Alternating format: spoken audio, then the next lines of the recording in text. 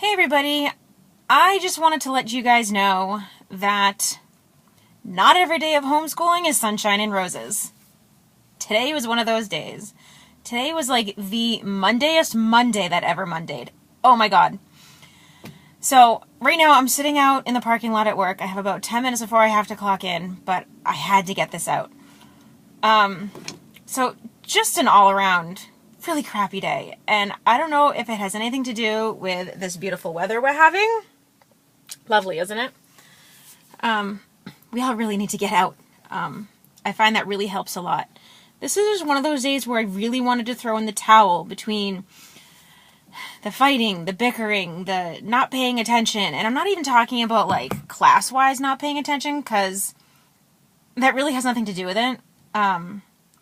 But between the three kids and the big age gap between the older two and the little one is only 3 years old, and then the older two are 10 and 12. And Abigail, being 10 years old, has a 10-year-old attitude, more like a 13-year-old attitude, 18-year-old attitude, something. So it all just kind of wears on you. It's definitely one of those days when you feel like it would be easier to throw in the towel. And then I decided, Abigail started last week with writing. I give them a notebook, and it's nothing too intense. I don't want them writing research papers or anything like that.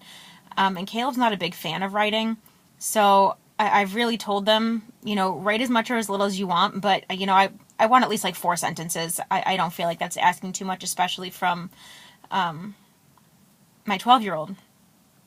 He's 12 and a half, he'll be 13 in August. And so I asked Caleb to, I always ask him to show me their work when they're done so I can see it, just make any suggestions or whatever. And I do sit down and I correct any grammatical mistakes on their writing, because that's the whole point. If they have a separate journal or something like that, I don't correct that. That's all theirs. But for this, I do want to correct it so that they can know how to form a sentence.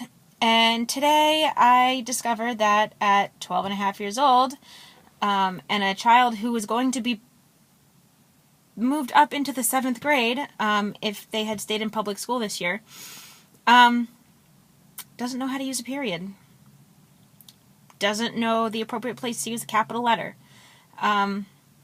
Essentially, he has a grammatical understanding of a kindergartner. Although, with our public schools, I'm not even sure you can expect that from a kindergartner. So I know we're doing the right thing. Yeah. I have to get to work in just a few minutes, but if anybody else is having that kind of day, let me know. We are not alone. Not every day can be this great picture that you have of homeschooling your children. Some days just suck. And today was one of those suck days. Hopefully tomorrow will be better. Night.